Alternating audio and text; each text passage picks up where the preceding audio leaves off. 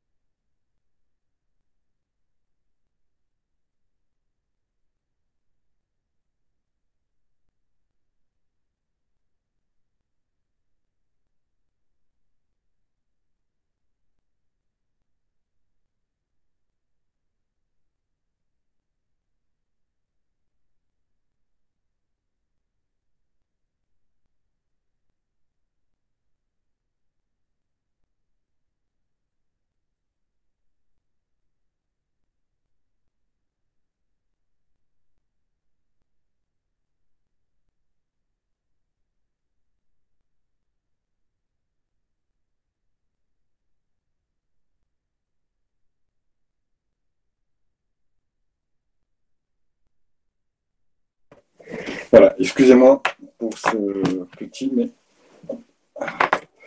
ça va mieux quand j'ai mes lunettes. Donc, nous allons parler d'abord du pouvoir de direction de l'employeur.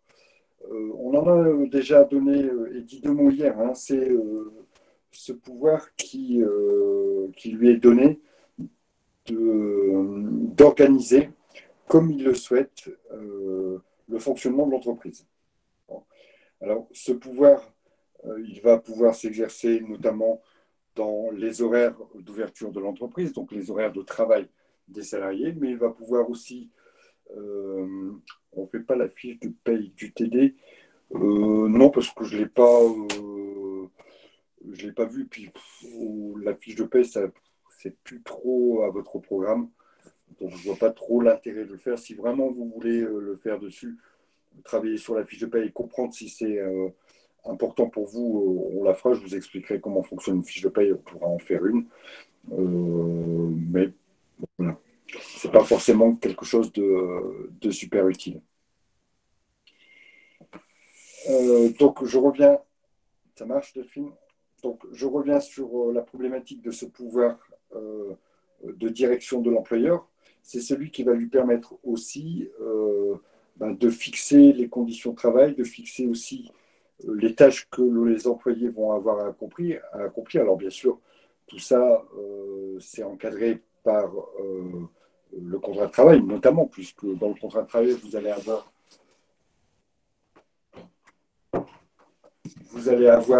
la qualification du poste qui vous est octroyé et obligatoirement, les tâches qui vous sont données doivent être en relation avec la qualification du poste qui vous a été donné.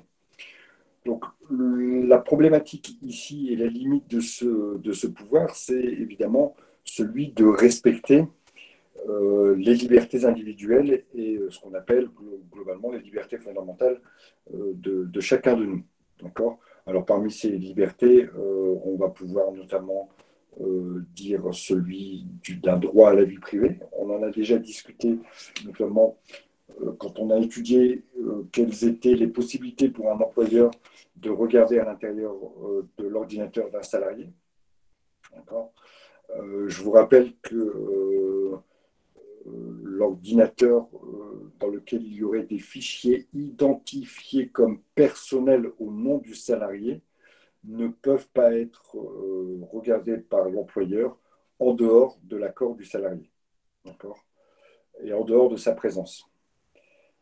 Il en est de même, notamment pour les boîtes mail qui seraient personnelles, mais qui auraient été implantées sur un ordinateur de travail. Ça fait partie de ce respect de la vie privée, mais aussi on pourrait parler du droit à l'expression, du droit à pouvoir dire ce que l'on pense. Alors malgré tout, le salarié a le droit de dire ce qu'il pense, d'accord? Mais évidemment, il ne doit pas dénigrer son entreprise. Il a une certaine obligation de loyauté vis-à-vis de son employeur, ce qui implique évidemment que la façon dont il va s'exprimer est un peu contrôlée.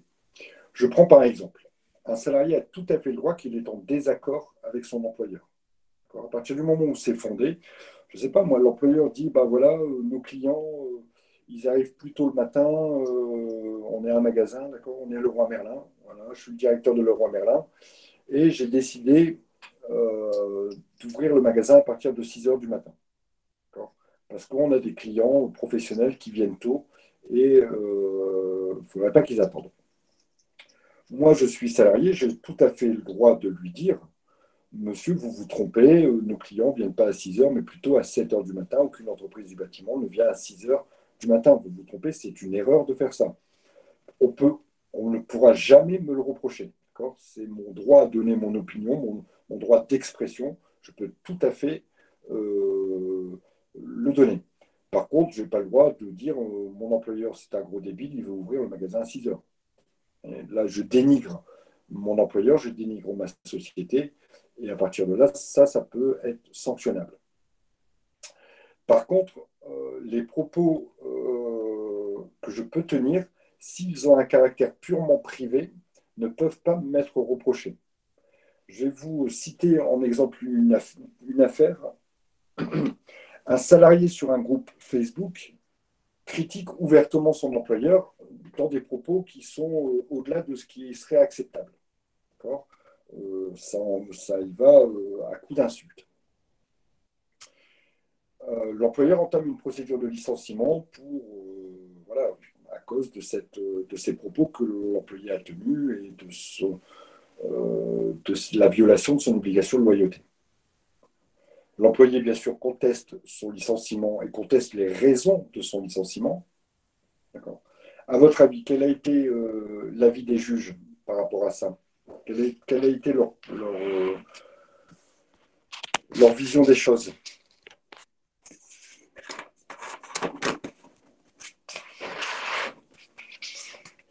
Pas d'idée?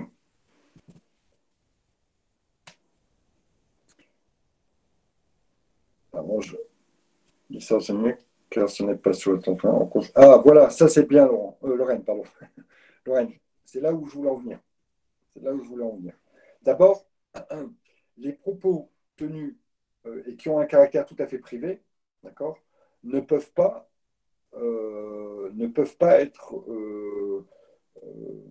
reprochés aux salariés. C'est-à-dire que si je discute avec mon pote et que je lui dis que mon employeur c'est un con, c'est une conversation privée, d'accord, en dehors bien sûr du lieu de travail, c'est une conversation privée. Si jamais mon employeur devait avoir connaissance de ces propos, il ne pourrait pas me reprocher puisque je n'ai pas eu l'intention de le dire à tout le monde, c'était une conversation privée. Par contre, maintenant, on peut discuter du caractère privé ou public d'un compte Facebook.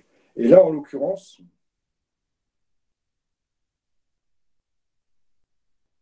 vous avez raison, Lorraine. Ça a vraiment été la réflexion des juges, c'est de dire, voilà, le compte Facebook, était-ce un compte public, donc ouvert à tout le monde, ou était-ce un compte privé qui était juste réservé à un certain cercle d'amis sur Facebook? Ce qui était le cas. Ce qui était le cas. Le gars qui a fait ça, il avait peut-être, je sais pas moi, une quinzaine d'amis, famille, amis proches, qui ont pu accéder à ce commentaire. Et les juges ont considéré que c'était une conversation privée parce que le groupe était privé. Et qu'à partir de là, évidemment, ces propos ne pouvaient pas être reprochés aux salariés et ne pouvaient pas faire l'objet du licenciement. Si par contre, à contrario, on peut lire le jugement à contrario, si le groupe avait été complètement public, là, effectivement, serait validé et donner une raison à l'employeur pour engager une procédure disciplinaire. Licenciement ou pas, là, ce qu'on voulait savoir surtout, c'est est-ce que c'est reprochable aux salariés.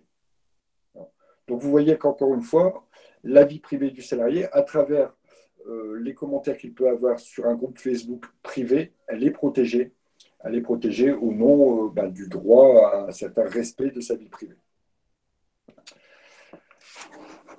Voilà, concernant le droit d'expression, je vais rester sur ce plan-là, notamment sur les libertés fondamentales, et aborder un sujet, c'est celui de la religion et de l'entreprise privée. D'accord. Je vais vous donner un exemple. Est-ce que moi, en tant qu'enseignant, dans une entreprise privée, puisque vous savez que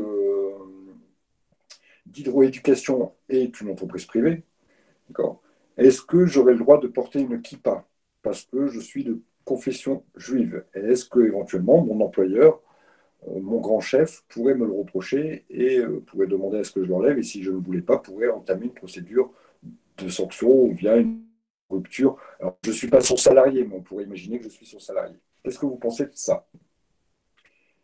Oui, on a le droit. On a le droit de quoi?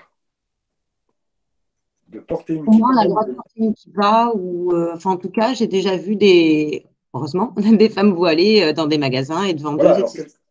cela dépend si on prenait un contrat de travail ou non. C'est de la discrimination. Non, c'est pas mal. Ce n'est pas privé, religieux.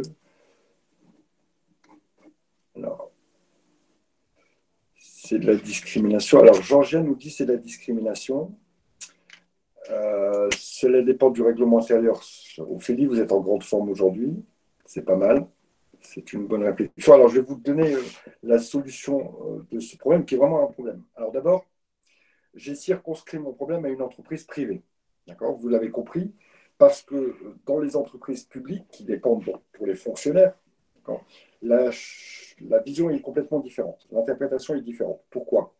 Parce que vous savez qu'aujourd'hui, il y a le principe de séparation de l'Église et de l'État et que l'État est neutre. Voilà. Nous sommes une république laïque et c'est inscrit dans la loi de 1905 et en plus dans notre Constitution. Donc, les fonctionnaires ont l'obligation, de par leur statut, parce qu'ils sont des représentants de l'État et que l'État est un État laïque, ont l'interdiction, bien sûr, de porter tout signe religieux qui permettrait d'identifier une religion. Ça, c'est clair, net, précis, et c'est la loi, c'est notre constitution, c'est notre façon de voir les choses. Ça, c'est une première chose. Deuxième chose, concernant le port des signes ostentatoires et l'école. D'accord.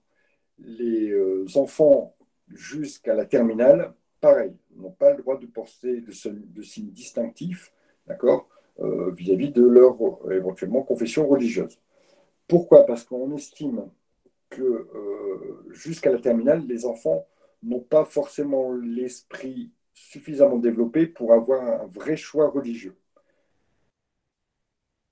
Je parle en public. Je parle en public. Hein, d'accord. La loi s'applique aux écoles publiques. Par contre, ce qui n'est pas le cas à la fac, même publique, d'accord, je parle des facultés des universités publiques, une étudiante, un étudiant peut venir voiler, ou porter une kippa, ou porter une grosse croix, ou un turban, tous les signes que vous voulez. Pourquoi? Parce qu'on estime qu'à partir de ce moment-là, c'est un droit à leur liberté d'expression de leurs sentiments religieux et qu'ils sont suffisamment adultes pour pouvoir euh, avoir eu la réflexion nécessaire quant à leur adhésion à une religion ou pas. Maintenant, attaquons-nous à ce qui nous intéresse plus spécialement ici dans le secteur privé pour un employé. Alors, voilà comment ça s'est passé. Je ne sais pas si je vous ai peut-être déjà raconté l'histoire Babylou. Ça vous parle ou pas? Non, non, bah, je vais vous la raconter très brièvement. Hein. Dans une crèche donc privée, une des assistantes maternelles qui travaillait dans la crèche, ou une des puéricultrices, je ne sais pas quel poste, je ne me rappelle plus quel poste elle avait exactement, portait le voile. Un certain nombre de parents se sont plaints, disant que ce n'était pas normal que quelqu'un qui s'occupait d'enfants en bas âge porte un signe distinctif religieux. L'employé donc l'employeur a demandé à son employé de retirer ce signe, ce qu'elle a refusé. Donc l'employeur a fait usage de son pouvoir de direction, ici, en interdisant à cette brave dame le port du voile. Le licenciement a été confirmé par le tribunal, par la Cour d'appel et par la Cour de cassation. Comme on touchait à une liberté fondamentale, le litige a été porté devant la CEDH, la Cour européenne des droits de l'homme, en disant que les droits fondamentaux de Madame X avaient été bafoués par le licenciement. La Cour européenne des droits de l'homme a invalidé le licenciement, n'a pas invalidé le licenciement parce que ici, on ne l'a saisi pas pour un licenciement, on l'a saisi pour dire, voilà monsieur, l'État, puisque le Conseil des prud'hommes, la Cour d'appel et la Cour de cassation ont confirmé, en France, il y a un problème avec l'expression du sentiment religieux au travail et ma liberté a été bafouée. Et la Cour européenne des droits de l'homme a dit, oui madame, votre liberté a été bafouée, on en fait référence à la France et elle devra mettre en ordre sa législation. À partir de là, ça pose un souci. D'accord ? Donc, le législateur est intervenu en donnant des règles.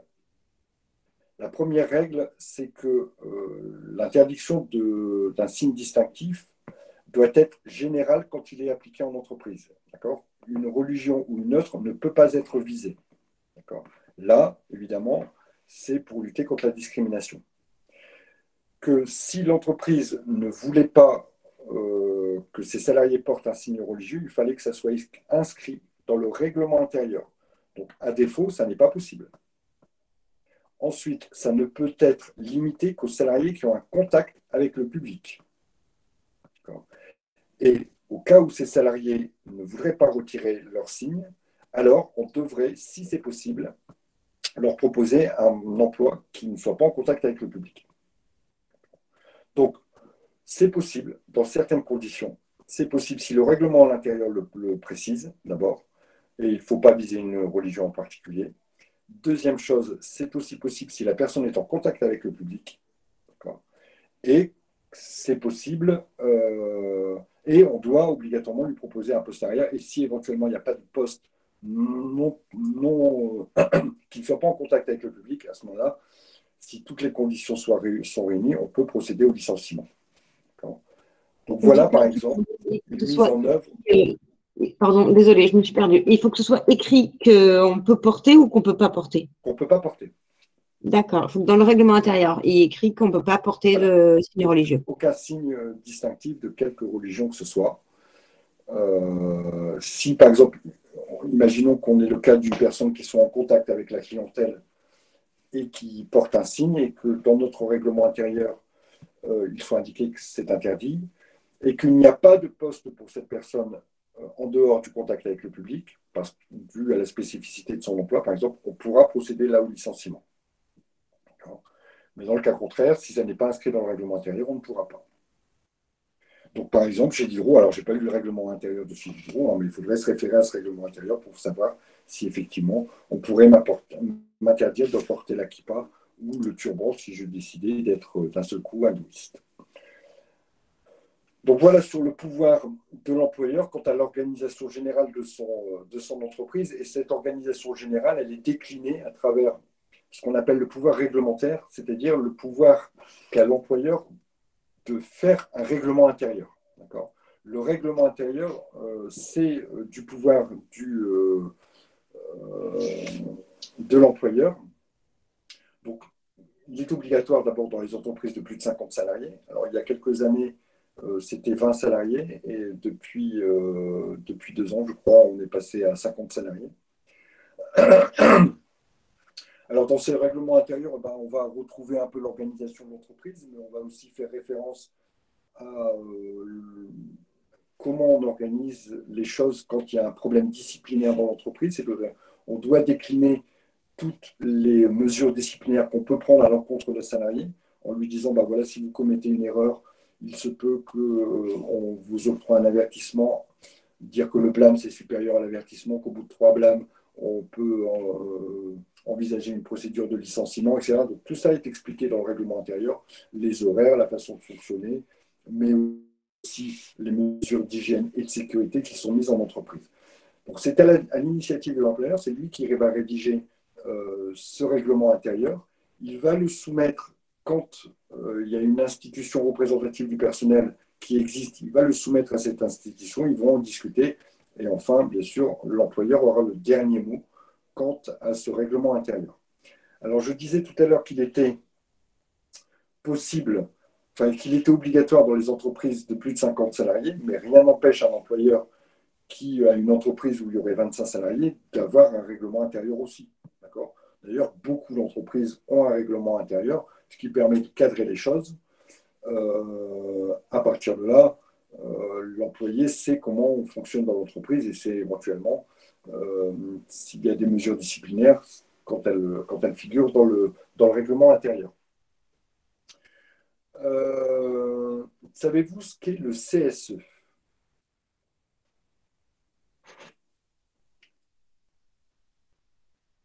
Non? Alors, le comité d'entreprise, est-ce que vous savez ce que c'est que le comité d'entreprise dans une société? Oui. D'accord. Alors peut-être que soit vous-même avez travaillé dans les entreprises qui avaient des comités d'entreprise, ou vos parents travaillent dans ce type d'entreprise et grâce à ça, vous avez des places réduites au ciné ou au parc Astérix, vous avez le droit à un cadeau de Noël, etc. C'est un petit peu la fonction du comité d'entreprise qui a plutôt une fonction sociale. Il y a une autre entité à l'intérieur des entreprises qui s'appelle le CHSCT, le comité d'hygiène, de sécurité et de conditions de travail. C'est une autre entité dans l'entreprise qui va regarder quelles sont les conditions de travail, qui va faire des propositions à l'employeur, qui va éventuellement être saisi quand il y a des accidents de travail ou quand on remarque qu'il y a un souci sur un poste de travail comparé à la santé du salarié qui occupe ce poste. Ces deux organismes, ces deux institutions, d'accord, que sont le comité d'entreprise et le CHSCT, sont des institutions qui sont tenues par les salariés.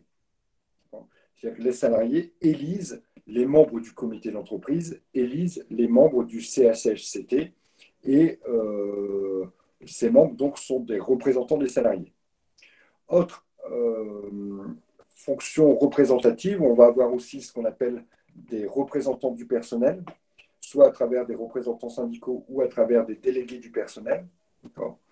Alors, tout ça n'existe plus au jour d'aujourd'hui. Tout ce dont je viens de vous parler, là, n'existe plus au jour d'aujourd'hui. Depuis 2 ans maintenant, les entreprises ont l'obligation d'avoir ce qu'on appelle un CSE, un comité social et économique. Alors, le but de cette nouvelle institution, c'est de rassembler tout ce qui existait avant. Avant, on avait plusieurs institutions représentatives avec chacune des fonctions. Ça faisait des interlocuteurs différents, le CE y compris, oui. D'accord. CE y compris. Donc, avant, on avait des institutions différentes, avec des fonctions différentes, ce qui fait que l'employeur avait des réunions par ici avec le CE, des réunions par ici avec le CHSCT, il y avait les délégués du personnel, il y avait les représentants syndicaux. Bon, un peu compliqué tout ça. Donc, afin de simplifier les choses, on a mis en place donc, ce CSE qui va regrouper tout. En fait, il va tout faire. Il va avoir des fonctions. Alors, à l'intérieur, bien sûr, on aura différentes sous-organes, on va dire, mais au moins, l'employeur n'a plus qu'un interlocuteur. Et cet interlocuteur est notamment aussi sollicité pour discuter du règlement intérieur. Donc, ce comité social et économique, nouvellement créé, participe à l'élaboration du règlement intérieur et va donner son idée, va dire bah voilà, monsieur l'employeur, ça, on le verrait plutôt comme ça, qu'est-ce que vous en pensez? Les discussions s'engagent. Bien sûr, c'est l'employeur qui a le dernier mot, mais malgré tout, il est obligé d'en discuter avec cette institution représentative, je vous dis, qui a remplacé le CE, le CHSCT, le délégué du personnel, le représentant syndical, etc. Alors, ce CSE, il est obligatoire dans les entreprises de plus de 50 salariés, ce qui a été pas facile à faire accepter par les employeurs. par les salariés, pardon, puisque auparavant, il y avait un comité d'entreprise à partir de 20 salariés. Enfin, en tout cas, il y a possibilité de mettre en place un comité d'entreprise. Il fallait bien sûr des salariés volontaires pour tenir ce comité d'entreprise, mais il y avait un comité d'entreprise à partir de 20 salariés. Aujourd'hui, il n'y a plus d'institution pour les entreprises qui ont entre 20 et 50 salariés, puisque le CSE commence à partir de 50 salariés. Donc, il y a un petit peu une perte au niveau des entreprises qui avaient, par exemple, 40 salariés, qui avaient un CE avant et qui peuvent ne plus avoir de CE après, puisque je vous rappelle que ça, ce sont des obligations, mais que même si j'ai 10 salariés, je peux très bien mettre en place un comité d'entreprise, ou un CSE, comme je veux. Par contre, à partir de 50, je suis obligé de mettre en place un CSE. Avant, je fais ce que je veux. Bon, l'employeur, il n'a pas beaucoup de raisons de mettre en place ce type d'institution, d'accord. Mais effectivement, ici, à partir de 50, on est obligé de mettre en place le CSE. Alors évidemment, hein, ce règlement intérieur, il va devoir être conforme, encore une fois, aux critères de non-discrimination. Il va devoir ne pas atteindre les libertés individuelles de chaque employé. Voilà. On vous donne l'exemple.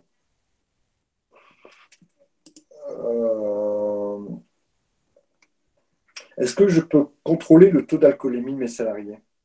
Est-ce que le règlement intérieur peut me dire, voilà, la consommation d'alcool est interdite sur le lieu de travail et des contrôles peuvent avoir lieu?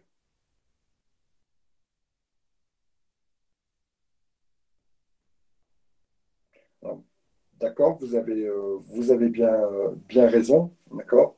Effectivement, là, pour les salariés et même pour l'ensemble des salariés, parce on peut imaginer qu'on peut trouver des raisons voilà, pour n'importe quel travail et que l'alcoolémie peut engendrer des fautes. Alors, bon, plus ou moins grave, évidemment, quand on est chauffeur de car, le risque est beaucoup plus important que quand on est comptable. Bon, malgré tout, il y a quand même un risque quand on est comptable de se tromper et donc de faire de ces erreurs parce qu'on est sous l'emprise de la consommation d'alcool ou bien même de stupéfiants. Euh, à ce titre, vous avez vu hein, que il y a quelques années, l'employeur avait été mis en cause parce qu'il y avait une petite fête qui avait été organisée dans l'entreprise, un peu de départ ou un peu d'arrivée, peu importe, et qu'un certain nombre de salariés étaient repartis un peu alcoolisés et que l'un d'entre eux, malheureusement, avait commis un accident, avait provoqué un accident qui avait causé le décès d'une personne. Et en dehors même de la responsabilité de la personne qui a causé l'accident, la responsabilité de l'employeur a été mise en œuvre parce qu'il n'a pas tout fait pour que les salariés ne repartent pas alcoolisés de la petite fête qu'il avait organisée. Et que même des co-employés, des collègues à lui, qui l'avaient vu fortement alcoolisé et qui ne l'avaient pas empêché de reprendre son voiture, ont été incriminés. Leurs responsabilités, alors dans une moindre mesure, ont été reconnues. D'ailleurs, il y a une affaire qui est passée il n'y a pas très longtemps pour un mec qui avait, dans le cadre de l'entreprise, hein, fait une fête, ils avaient beaucoup bu et il avait laissé repartir son pote fortement alcoolisé, accident, victime, etc. Et cette personne avait été incriminée et sa responsabilité avait aussi été retenue. Ce qui fait qu'aujourd'hui, dans beaucoup d'entreprises, l'alcool est purement et simplement interdit, même lors de célébrations type pour l'arrivée, pour le départ en retraite, ou tout ce que vous voulez. Alors, passons à la dernière chose, celle qui est peut-être ici la plus génératrice de contentieux, c'est celle du pouvoir disciplinaire de l'employeur. Alors, l'employeur, on lui reconnaît la possibilité de sanctionner un salarié dans certaines conditions, évidemment, avec une échelle des sanctions. Alors, au niveau de la faute et de la sanction qui est relative à la faute, d'accord, il n'y a aucune règle qui nous permet de dire, voilà, qu'est-ce qu'une faute légère, qu'est-ce qu'une faute sérieuse, qu'est-ce qu'une faute grave, qu'est-ce qu'une faute lourde. Il n'y a rien qui le dit.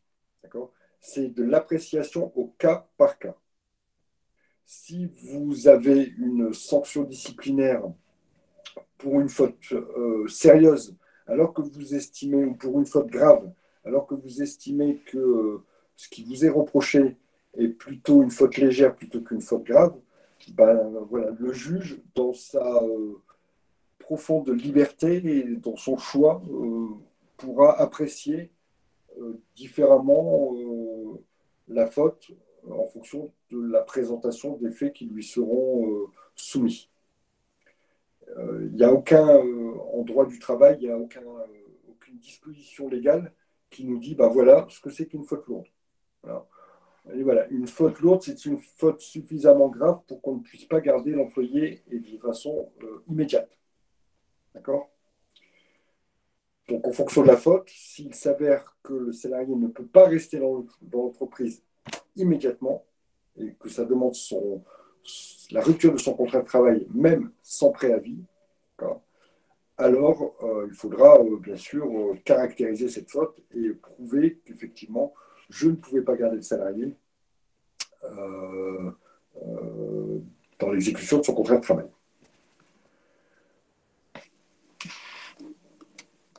Alors, les sanctions, elles sont de quel ordre ? D'accord ? D'abord, elles peuvent être du type de l'avertissement ou du blâme. D'accord ? Donc, la procédure, c'est que, évidemment, on ne peut pas mettre un avertissement sans avoir discuté avant du problème avec le salarié. C'est obligatoire. D'accord ? Il faut qu'il y ait une notion contradictoire. Donc, il faut qu'on ait demandé au salarié de s'expliquer avant de lui notifier la sanction qui a été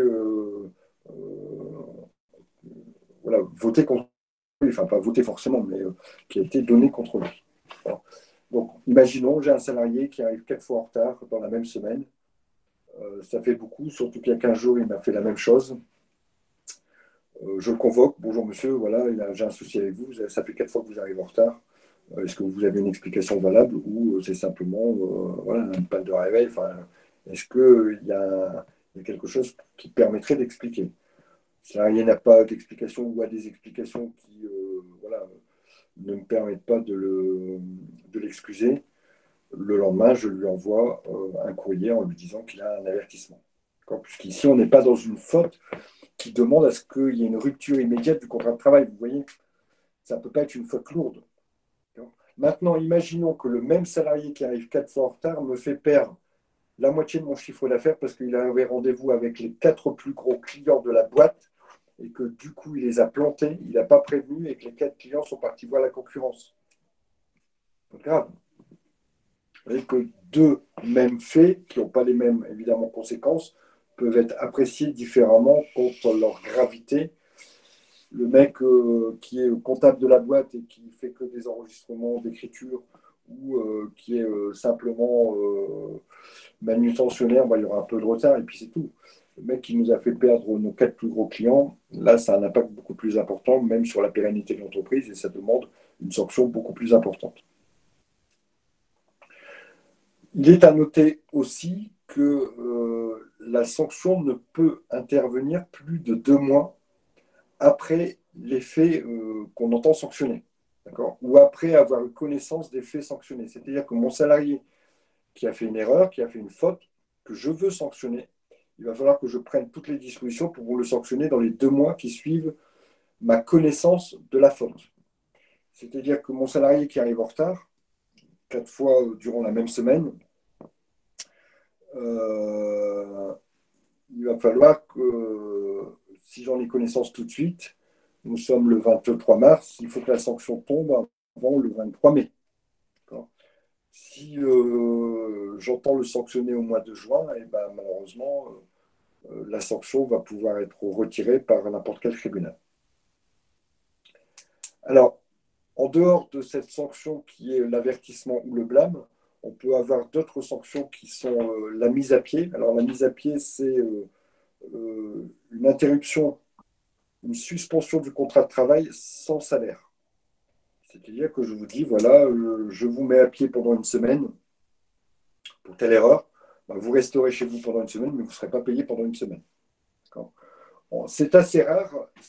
Que l'on fait, ce qui se passe souvent, c'est les mises à pied conservatoires en attendant une décision. C'est-à-dire que, imaginons qu'un salarié ait commis une faute grave, que j'entends le licencier. Quelle procédure je dois faire quand j'entends licencier un salarié? Est-ce que quelqu'un, alors on ne l'a pas vu, hein, mais de son expérience personnelle, quelqu'un pourrait me parler d'une procédure de licenciement pour faute grave ou pour faute lourde? Lettre recommandée, pourquoi? Vous avez raison, mais pourquoi la lettre recommandée? Pour prévenir de quoi? Du licenciement directement? Je ne sais pas. D'accord. Alors, pour le respect des délais, effectivement, il y a des délais à respecter, c'est important. Mais qu'est-ce qu'on doit faire en premier? Je vous ai dit tout à l'heure, il y a un grand principe, hein, c'est que toute sanction demande, Oui, le rendez-vous, du coup, pour informer. voilà, exactement, demande ce qu'on appelle le contradictoire, c'est-à-dire demande de pouvoir s'expliquer avec le salarié. Donc, dans une procédure de licenciement, pour faute grave ou faute lourde, de toute façon, dans toute procédure de licenciement, on doit d'abord envoyer une convocation à l'entretien préalable au licenciement. Cette convocation, il a un délai. D'accord. Ce délai, on verra, on va se dire comme ça, il est de 5 à 8 jours. D'accord. Seulement après, donc on a la convocation, on a l'entretien. Donc on convoque le salarié à un entretien 8 jours plus tard. L'entretien a lieu et au minimum 2 jours après, j'envoie la lettre. Enfin, au maximum. Enfin, je ne peux pas envoyer la lettre tout de suite. Il faut que j'attende 2 jours. D'accord. Et seulement j'envoie la lettre. Donc, tant qu'ils reçoivent son courrier avec les délais postaux, et dans la lettre, bien sûr, je peux lui dire, là, nous avons décidé de rompre votre contrat de façon immédiate, sans préavis, parce que la faute est trop importante. Ben, voilà, il faudra justifier dans la lettre de tout ce que je reproche à mon salarié. Mais vous voyez qu'il peut, entre la faute, la connaissance de la faute et la rupture effective du contrat de travail, il peut se passer 15 jours, voire plus. D'accord. Dans ces conditions, si la faute est si importante que je ne peux pas garder le salarié dans l'entreprise, je vais le mettre à pied en attendant la décision.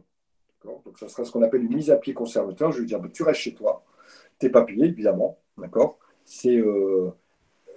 On va entamer la procédure. Peut-être qu'à l'entretien, tu arriveras à me convaincre qu'il n'y a pas faute. Hein. D'accord. À ce moment-là, on régularisera la situation. Mais en attendant, tu restes chez toi. C'est une mise à pied conservatoire qui sera certainement à coup sûr, puisque généralement, quand on prend ce genre de décision, c'est on est sûr, qui sera qui aboutira à un licenciement. D'accord. Non, on n'est pas payé. On n'est pas payé. Alors après, on peut, hein, d'accord, on peut être payé, mais je vois mal un employeur dire tu restes chez toi, mais je vais te payer quand même. Tu as fait une grosse connerie. Vas-y, reste chez toi. C'est pas de congé, rien du tout, et je te paye en plus. Bon, le jour où vous avez un employeur qui fait ça, euh, Oui, mais ça, c'est quand on voit de ce côté-là. Si on se dit que la mise à pied, elle n'a pas encore été justifiée, que du coup, il ne s'est pas expliqué ni rien, la loi pourrait aussi dire, tant qu'il ne s'est pas expliqué, l'employé a le bénéfice du doute, on ne peut pas lui retirer son salaire d'un coup comme ça. oui, oui. Alors, ce qui se passe concrètement sur le terrain, c'est que il y a une suspension du contrat de travail. Donc, obligatoirement, il n'y a pas le travail et la rétribution. D'accord. Donc, en général, la mise à pied, elle est sans traitement, sans salaire. D'accord.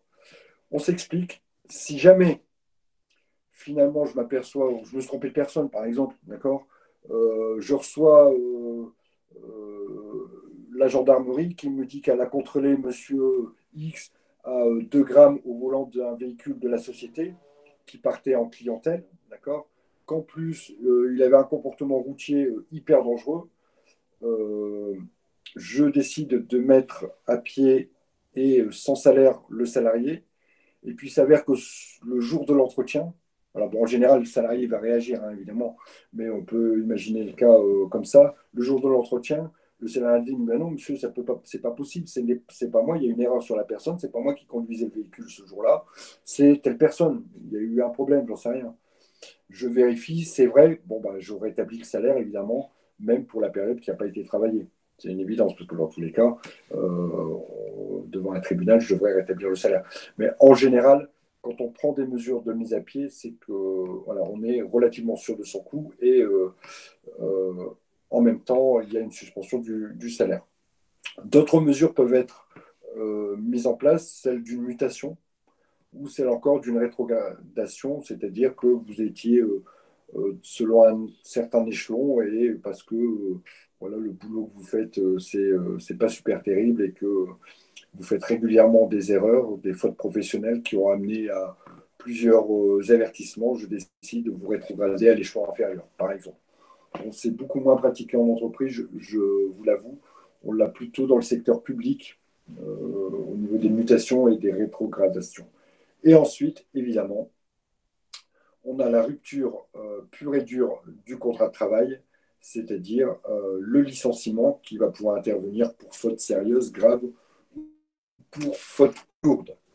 En sachant bien sûr qu'en fonction de la faute, il y aura la réalisation d'un préavis ou pas. Il y aura aussi l'obtention d'une indemnité de licenciement ou pas en fonction de la faute. Ça, on verra tout le détail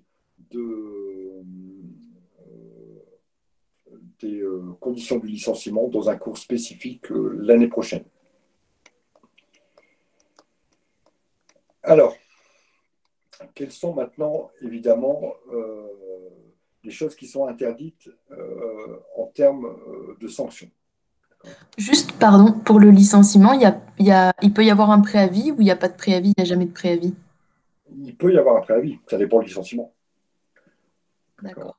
Le licenciement pour faute lourde ou grave, il n'y a pas de préavis, puisque la faute est suffisamment importante pour qu'on soit obligé de se libérer de son salarié immédiatement. Mais dans d'autres licenciements, je pense notamment au licenciement économique, hein, mais aussi au licenciement pour une simple faute, là, il y aura la réalisation d'un préavis. Alors, en général, pour les salariés, pour les employés, le préavis est de 2 mois. Il est de 2 mois. Alors, il y a des petites choses qui interviennent aussi. Si c'est un salarié handicapé, il a le droit, lui, à un préavis de 3 mois, par exemple. Voilà. Mais grosso modo, vous devez savoir, on le verra plus en détail quand on étudiera le licenciement, ou si vous l'étudiez avec votre enseignant l'année prochaine, que le licenciement peut être assorti d'un préavis ou pas. Alors, évidemment, quelques sanctions qui sont interdites. Et ça, j'ai eu l'occasion d'aller souvent en entreprise, je l'ai vu. Alors j'ai tout le temps averti mes clients que c'était interdit. C'est celle de la sanction pécuniaire, donc d'une amende, d'accord, que l'employeur mettrait à son employé.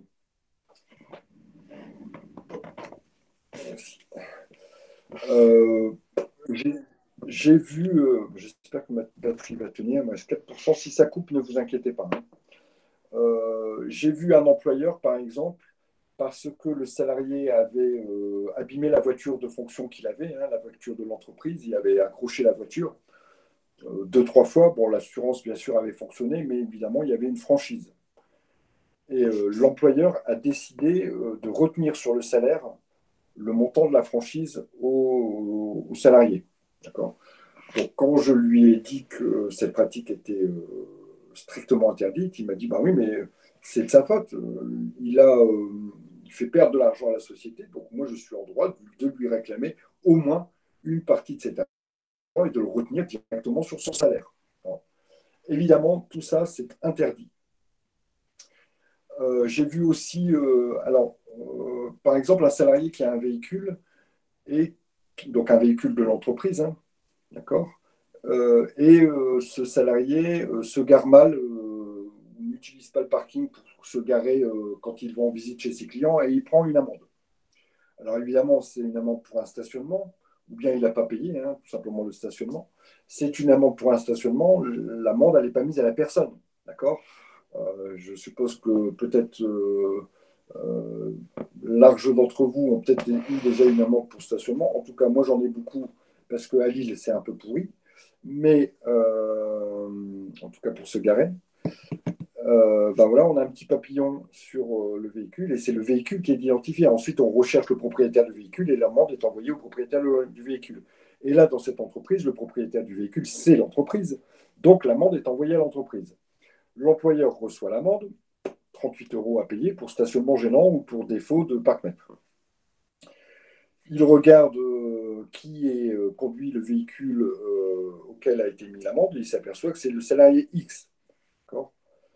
Il va voir le salarié X et lui dit c'est pas moi qui vais payer l'amende puisque c'est de ta faute, tu dois payer l'amende.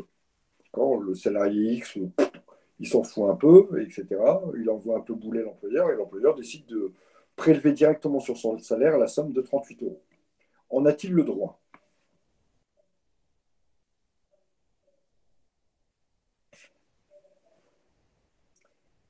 Alors la réponse, c'est absolument pas, exactement Lorraine.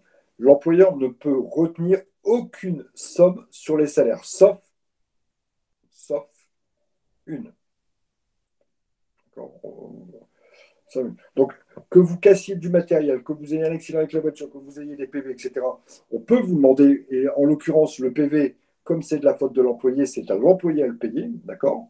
Mais il fera un chèque au nom du Trésor public et puis on enverra le chèque en paiement pour l'amende, d'accord ? Mais jamais on pourra, alors ça revient au même, hein, mais jamais on ne pourra lui retirer de son salaire.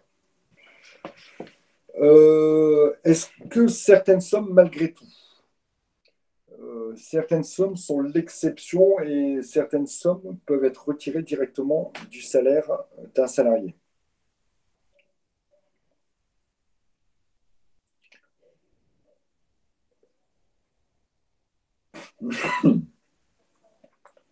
À votre avis? Non? Voilà. Je ne vois pas laquelle. Alors, je vais vous dire laquelle, puisque si je vous pose la question, c'est que la réponse est oui, hein. Alors, évidemment, vous ne pouvez peut-être pas le connaître, mais alors oui, les mutuelles, mais là, c'est volontaire. C'est moi qui ai adhéré à la mutuelle et effectivement, la mutuelle a été retirée de mon salaire. Vous avez raison de proposer ça, Ophélie. Effectivement, la mutuelle, elle est retirée du salaire du salarié, mais simplement parce que le salarié a adhéré à la mutuelle de l'entreprise. Hein. D'accord? Mais par contre, si vous ne payez pas vos impôts, ou pour les personnes qui sont divorcées, si vous ne payez pas une pension alimentaire, par exemple, ou voilà, grosso modo, impôt, pension alimentaire, vous n'allez pas rembourser un prêt aussi, d'accord ? La personne à qui vous devez de l'argent va saisir le tribunal, d'accord ? Et va demander au tribunal que vous soyez condamné au paiement de la somme. Alors, imaginons que ce soit les impôts, vous n'avez pas payé vos impôts, ou vous n'avez pas payé la pension alimentaire de votre malheureuse ex-femme, elle va saisir le tribunal. Enfin, dans le cas des pensions alimentaires, il n'y a même pas besoin de saisir le tribunal. Elle va aller voir un huissier et elle va dire je veux que la somme soit directement prélevée sur le salaire de mon mari. Dans ce cas, c'est l'État qui demande. Alors, ce n'est pas l'État, ce sera le huissier. Alors, c'est un représentant de l'État, hein, je suis d'accord avec vous. Enfin, ouais. Il appartient à la force publique. D'accord. Lui, effectivement, donc, c'est ce qu'on appelle. C'est pas une sanction. D'accord, c'est pas une sanction, mais c'est un prélèvement, ce que je voulais vous dire, hein, c'est un prélèvement, voilà, c'est une saisie sur le salaire qui sera fait parce que vous devez des sommes à quelqu'un d'autre. Donc effectivement, ce n'est pas un prélèvement qui est directement fait par l'employeur parce qu'il le voudrait, ou une amende qui a été prélevée sur votre salaire directement par l'employeur, mais l'employeur peut, et de toute façon, il a l'obligation, lui, de répondre à une décision qui viendrait dire, voilà, monsieur X doit 2000 € aux impôts, le Trésor public qui a ses propres huissiers peut venir prélever sur vos comptes et entre autres aussi sur vos salaires les sommes que vous devez. D'accord ? Donc c'est ce qui s'appelle une saisie effectivement sur le salaire. Donc c'est la seule possibilité de prélèvement sur votre salaire qu'a l'employeur, c'est s'il est obligé bien sûr au regard d'une décision de justice et au regard d'une action d'un huissier. Et il est obligé, si un huissier lui demande, il est obligé de prélever Bien sur sûr. Bien sûr. Il est obligé. D'accord. Alors, bien sûr, le huissier pourra lui demander que le huissier ne peut agir hein, que s'il a une décision de justice, hein, ce qu'on appelle un titre exécutoire. Donc, si, par exemple, vous n'avez pas payé votre, je sais pas, un prêt, d'accord, que l'organisme de prêt ou que la banque a saisi la justice en disant cette personne me doit autant, que la justice a dit oui, cette personne vous doit autant, alors la banque, avec la décision de justice, ira missionner un huissier qui viendra pratiquer toutes les formes de saisie nécessaires pour recouvrer les sommes. Dans le cadre d'une procédure concernant des pensions alimentaires, il a simplement avec le jugement et la preuve que le paiement n'a pas eu lieu, le huissier peut agir directement, sans décision de justice. C'est une procédure particulière parce que malheureusement aujourd'hui, un certain nombre de mecs n'assument pas leurs obligations financières vis-à-vis de leur ex-épouse et de leurs enfants, donc ils ne payent pas les pensions alimentaires. Et c'était toujours compliqué pour la mère qui se retrouvait privée de cette pension alimentaire qui lui était due, d'aller saisir un juge, de faire reconnaître que la personne n'avait pas payé, ensuite d'aller voir un huissier, ensuite de faire saisir, que ce soit sur les comptes en banque ou sur les salaires, les sommes qui étaient dues. Aujourd'hui, on a donné la possibilité, juste avec le jugement qui octroie la pension alimentaire, dans le cas de non-paiement de cette pension, de pouvoir saisir directement le huissier et à titre gratuit aux frais de la personne qui doit l'argent, le huissier ira prélever et ses frais et les sommes dues sur les comptes en banque et éventuellement aussi sur les salaires. Donc ça, c'est pour renforcer et pour donner un peu plus de force obligatoire aux personnes qui doivent des pensions alimentaires. Alors évidemment, hein, aucune sanction ne peut être prise à raison de l'orientation sexuelle des personnes, à raison de leur appartenance religieuse, politique, syndicale, ou encore de leurs mœurs, de leur genre, etc., etc. Tout ça, c'est un peu une, ouais, ça coule de source, d'accord. Il est impossible de sanctionner une personne parce qu'elle est noire, ou parce qu'elle est d'origine asiatique, ou parce qu'elle est mariée avec une personne de même sexe. Évidemment, tout ça, c'est interdit en termes de sanctions.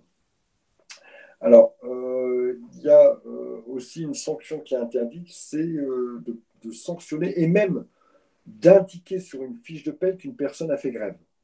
Alors, vous savez que le droit de grève, c'est un droit qui a été dernièrement reconnu comme un droit constitutionnel, donc ça fait partie de nos libertés fondamentales. Ça fait partie des libertés qu'on n'a pas le droit de restreindre ou vraiment que dans certaines limites, et qu'aujourd'hui, toute personne, au moins du secteur privé, a le droit de faire grève. Il y a quelques petites limites, et ça, c'est la continuité de service dans les hôpitaux, chez les médecins, ou encore les pompiers, par exemple, etc., etc. Ou dans les transports, d'accord, il y a malgré tout une obligation de continuation de service. Bien sûr, on doit prévenir à l'avance son employeur. On ne peut faire grève que s'il y a un mouvement. Alors, qu'appelez-vous des journées syndicales, mademoiselle? Ben, moi, je viens du public, donc je ne sais pas comment c'est dans le privé, mais dans le public, on avait droit à des journées syndicales, c'est-à-dire des journées où on avait le droit d'avoir une formation syndicale. Oui, d'accord, mais pas tout le monde, ça. C'est comme ça dans le privé aussi. Oui, mais pas tout le monde. C'est ma question. Enfin, moi, Alors, dans le public, c'était tout le monde, mais après, du coup, je dans ne le sais pas. public, vous êtes sûr que c'est tout le monde? Ce n'est pas uniquement les représentants syndicaux, justement? Ah non, non, non, les employés, du coup, on a le droit, je ne sais plus à combien, je crois que c'était 2 jours par an. Ah bon? Ah bah, Ouais. vous m'apprenez quelque chose. Alors, je ne suis pas un spécialiste du secteur public, évidemment. Mais en tout cas, effectivement, aussi dans le privé, mais simplement pour ceux qui sont élus. D'accord? Par exemple, les membres du CSE ou les délégués du personnel ou le représentant syndicaux ont le droit à des journées. D'accord? Et là, c'est beaucoup plus que 2 par an. Je crois que ça doit être 4 par mois, il me semble, attends, l'état de mes dernières connaissances, pour justement avoir leur activité syndicale que ce soit en tant que représentant du CSE ou que ce soit en tant que délégué syndical ou représentant du personnel. Ça, effectivement, c'est aussi une possibilité. Et aussi, vous avez raison, ces journées-là, où il y aura des absences, mais rémunérées, puisque l'employeur a obligation de rémunérer, ces journées-là ne peuvent pas apparaître sur la fiche de paie. C'est une interdiction. Comme donc, ce dont je voulais vous parler, c'est-à-dire le droit de grève, c'est certainement, mais les journées de grève sont payées par l'employeur. Non, non, Delphine, ce n'est pas une question bête. Non, non, non. Non, c'est Lorraine qui posait la question. Il n'y a pas de question bête, Lorraine. Et non, a priori, par principe, les journées de grève sont des journées non travaillées, donc des journées d'absence, et elles ne sont pas payées par l'employeur. Toutefois, rien n'empêche à ce que, dans une négociation, l'employeur s'engage à payer les journées de grève. D'accord? Là-dessus, il n'y a aucun problème. Ça se voit souvent quand les grèves sont longues. D'accord? Un employeur qui serait touché par une grève de ses salariés, une grève dure où les salariés ont un certain nombre de demandes et l'employeur va négocier les demandes des salariés, évidemment. Et parmi les demandes des salariés, les salariés peuvent aussi mettre dans la balance, ben voilà, vous n'allez pas forcément accepter toutes nos demandes. En contrepartie, on va vous demander de nous payer les jours de grève. L'employeur va accepter ou va dire oh, bah non, et puis on est reparti pour les négociations. Mais le but pour l'employeur, lui, c'est de faire cesser la grève le plus rapidement possible, de façon à ce que la boîte continue à tourner et qu'il y ait le moins d'impact possible. D'accord? Donc ces journées de grève, comme je vous le disais, vous ne pouvez pas être licencié parce que vous avez fait grève, évidemment. D'accord? Et ces journées de grève, elles ne sont pas payées de base. Dans les négociations, elles peuvent faire l'objet d'un paiement, effectivement, mais surtout, ce que je voulais vous dire aussi, c'est qu'elles ne peuvent pas apparaître sur votre bulletin de paye. Vous aurez des heures d'absence, évidemment. Vous avez fait grève une journée, vous aurez 7 heures d'absence et vous perdrez une journée de salaire. Mais vous ne pouvez pas avoir grève moins 7 heures. Ça n'est pas possible. C'est une interdiction.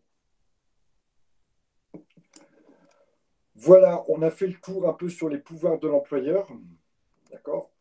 Ça, c'est pas un chapitre très compliqué. Bon, voilà, il y a quelques notions à savoir.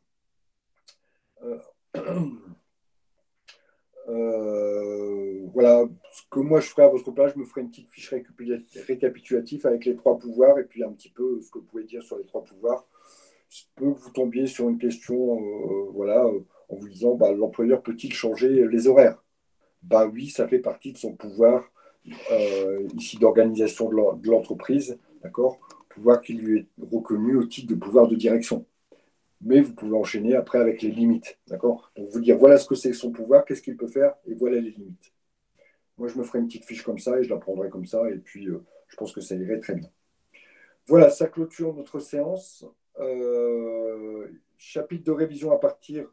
Et donc, non, on ne fait pas le TD. Le TD, c'est des questions auxquelles vous avez répondu. Voilà. Vous regardez le TD. L'employeur a-t-il le droit de faire ça? Ben non, il n'a pas le droit. Oui, il n'a pas le droit. On a fait le TD dans la discussion qu'on a eue, Aude. Il n'y a pas de choses supplémentaires que vous apprendriez avec le TD. Vous pouvez le faire, il n'y a aucun problème. Mais vous allez voir à la lecture des questions qui sont posées que voilà, ce n'est pas très compliqué et ça va couvrir beaucoup des questions que l'on a traitées ensemble. Par contre, à partir du cours prochain, on a quand même des révisions, puisqu'on a à peu près bouclé 95% du programme. Les 5% restants sont des choses pas très compliquées. Et je voudrais faire un cycle d'au moins 2 séances, voire 3 séances de révision. Et la prochaine fois, sauf si vous avez des demandes particulières, il faudra m'envoyer des mails à ce moment-là. Mais la prochaine fois, vous verrez, il y aura un chapitre de révision sur la responsabilité civile délictuelle. N'hésitez pas à me contacter par mail. Par contre, si vous avez des chapitres que vous voulez qu'on revoie en priorité, je suis ouvert, bien sûr, à toute proposition concernant ces révisions. Voilà, je vais vous quitter et vous dire donc à vendredi pour notre dernier coup de la semaine. Bonne soirée à tous et à toutes. À vendredi. Ciao.